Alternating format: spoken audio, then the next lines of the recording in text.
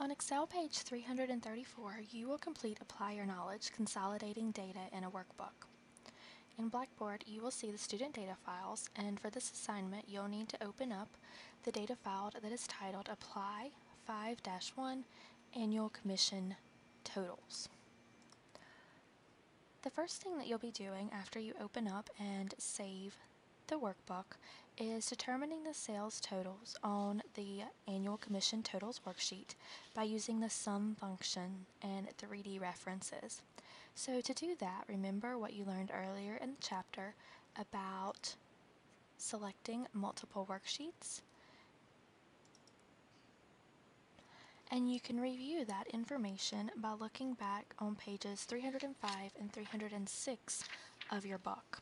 So when you're referencing cells and other worksheets, you either need to name the cell reference and the worksheet that it's from using the quotes around the worksheet name followed by an exclamation mark, or more simply, you can use 3D cell references, which is talked about on page 306. So remember to do that. You would start by using the sum button as directed, and then you'll need to click on the first sheet that you're going to reference, followed by clicking on the cell that you're referencing, which in this case is going to be cell C7.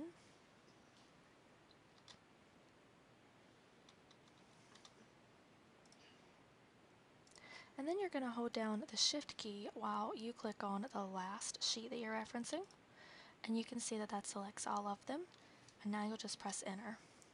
So now when you look back at the annual commission totals and you look at the formula, you can see that it's finding the quarter 1 through quarter 2 references from cell C7.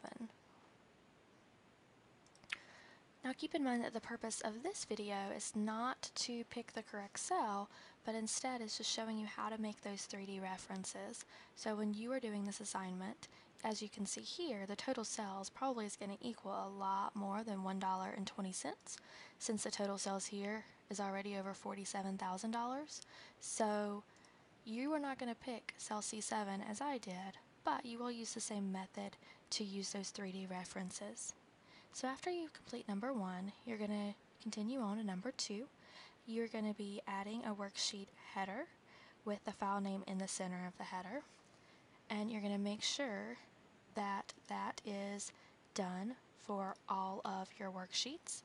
So remember that you can do that from page layout view, and if you add your header, typing in whatever you're asked to type in, if you need your file name to show, remember that you can do that from the Header and Footer Tools tab just by clicking on File Name. And then anything else that you're asked to add will probably be found in this section as well. For number 3, please do in the left side of the header add your name. And then you're going to continue on to number 4, where you're going to center all of your worksheets horizontally and set your settings so that they will print without grid lines. Of course, you do want to preview, but you don't actually need to print these worksheets. Instead of printing them, go ahead and save it as directed in number 5 and submit your Excel spreadsheet in Blackboard.